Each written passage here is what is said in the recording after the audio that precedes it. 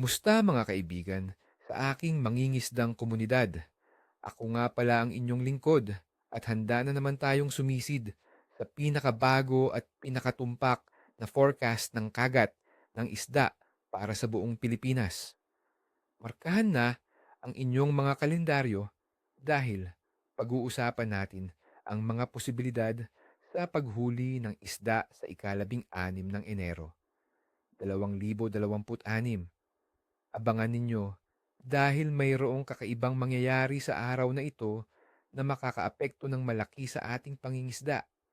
Kung iniisip ninyong chill lang ang mga isda sa ganitong panahon, baka magulat kayo sa mga revelasyon natin. Ngayon, dumako tayo sa pinakamahalagang bahagi. Anong isda ang targetin at paano? Batay sa ating datos, may tatlong species na mataas ang tsansa nating mahuli sa araw na ito. Unang-una, ang tilapia. Saan hahanapin? Sa ikalabing-anim ng Enero. Dahil sa medyo mainit na temperatura ng tubig na umaabot sa halos 27 hanggang 28 degrees Celsius, mas aktibo ang tilapia sa mga mabababaw na bahagi ng tubig, lalo na sa mga lugar na may maraming halaman tulad ng kawayanan or water lilies o sa mga gilid ng ilog na may mahinang agos. Dito sila naghahanap ng pagkain at sumisilong. Paano hahabulin? Gumamit ng magaan na pangingisda, light tackle na may float or bobber. Ang pinakamabisang pain ay sariwang hipon, earthworms, or mga tinapay na may kaunting pampaasim. Ang paggamit ng maliliit na silver lures ay epektibo rin sa madaling araw kapag lumalabas sila para kumain. Tandaan mga kaibigan, mas gusto ng tilapia ang tahimik at maingat na presentasyon ng pain. Pangalawa, ang maya-maya or snapper. Saan hahanapin? Ang maya-maya ay mas gusto ang mga bahaging may batuhan, mga coral reefs o sa mga gilid ng ilog na malapit sa dagat. Sa init ng tubig, sila ay medyo aktibo at naghahanap ng pagkain malapit sa mga estrukturang ito na nagbibigay ng kanlungan at pinagmumulan ng pagkain. Sa hapon, lumalapit sila sa pampang. Paano hahabulin? Mainam ang paggamit ng bottom fishing rig. Sariwang squid, maliit na isda tulad ng galunggong o hipon ang epektibong pain. Para sa mga mahilig sa artificial lures, subukan ng metal jigs o soft plastics na may kulay puti o pilak, lalo na sa mga oras ng pagtaas o pagbaba ng tubig, tidal shifts, kung saan mas aktibo sila. Pangatlo, ang lapu-lapu or grouper. Saan hahanapin? Ang lapu-lapu ay mahilig magtago sa mga batuhan, reef, o sa mga bahaging may maraming bato sa ilalim ng tubig. Dahil sa pag-init ng tubig, mas magiging aktibo sila sa mas malalim na bahagi sa umaga at lalapit sa pampang sa hapon para manghuli. Paano hahabulin? Gumamit ng medium to heavy spinning o bait casting gear. Live bite tulad ng maliit na isda, halimbawa dilis, o hipon ang pinakamabisa. Ang paggamit ng jigging technique na may malalaking soft plastic lures or metal jigs ay epektibo rin, lalo na sa pagitan ng 4 at 6 ng hapon kung saan sila mas agresibo.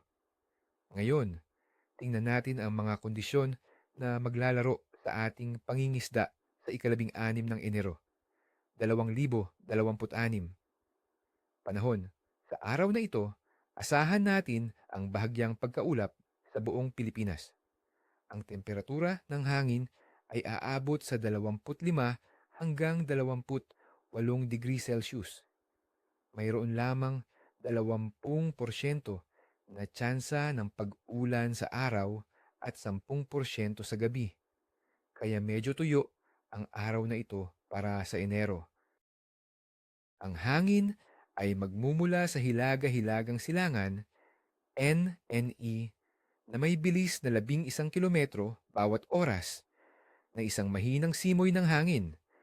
Ang ganitong direksyon at lakas ng hangin ay hindi masyadong makakaapekto sa mga isda. Ngunit ang bahagyang pagkaulap ay maaaring maging maganda dahil hindi masyadong matindi ang sikat ng araw at mas komportable ang mga isda na lumabas. Tungkol sa presyo ng atmosfera, ayon sa aking karanasan, ang matatag o tumataas na barometro ay palaging magandang senyales para sa masiglang kagat ng isda. Temperatura ng tubig.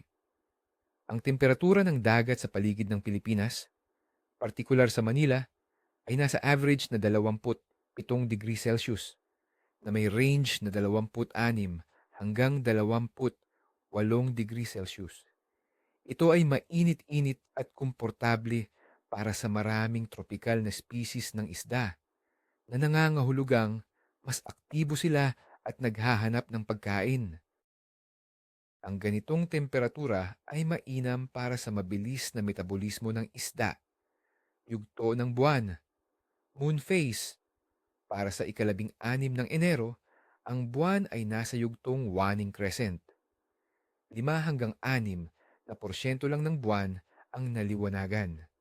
Sa popular na paniniwala ng mga mangingisda, ang mga araw na malapit sa new moon na darating sa ikalabing-walo ng Enero ay kadalasang itinuturing na may mahinang kagat. Ngunit mayroon tayong nakita sa Solunar Theory na nagsasabing high ang aktibidad ng isda para sa araw na ito. Ito ay marahil dahil sa iba pang salik na nakakaapekto sa Solunar Chart, kaya huwag agad mawala ng pag-asa. Pangkalahatang aktibidad ng isda. Bagaman papalapit ang new moon, ang pangkalahatang aktibidad ng isda sa Pilipinas para sa ikalabing-anim ng Enero, 2026 ay itinuturing na mataas ayon sa Solunar Theory. Ito ay isang magandang balita, mga kaibigan. Ang mainit na temperatura ng tubig ay nagpapanatili sa kanila na aktibo at ang mahinang hangin at bahagyang pagkaulap ay nagbibigay ng komportableng kondisyon. Ang mga species tulad ng tilapia, maya-maya at lapu-lapu ay inaasahang magiging alerto at naghahanap ng pagkain. Pangkalahatang pagtataya ng kagat dahil sa pinagsamang mga salik, mainit na tubig, mahinang hangin, bahagyang pagkaulap, at lalo na ang mataas na aktibidad ng isda batay sa Solunar Theory. Ang aking pagtataya para sa kagat ng isda sa ikalabing-anim ng Enero ay mahusay, good. Maaaring maging kaprisoso ito sa ilang oras, lalo na sa tanghali, ngunit sa madaling araw at hapon, asahan ang mas agresibong kagat. Ang susi ay ang paghahanap ng tamang lugar at timing na itinuro ko kanina. Kaya mga idol, handa na ba kayo sa isang mahusay na araw sa pangingisda? Ni isang buntot, ni isang kaliskis. Sana ay makasama ninyo ang inyong mga kaibigan at pamilya sa pangingisda. Huwag kalimutang i-like ang video na ito, mag-subscribe kung bago pa lang kayo sa channel, at pindutin ang notification bell para updated kayo sa lahat ng aking fishing adventures at forecasts. Anong mga isda ang plano ninyong habulin sa weekend na ito? Ibahagi ang inyong mga paboritong pain at diskarte sa comment section sa ibaba. Gusto kong marinig ang inyong mga kwento.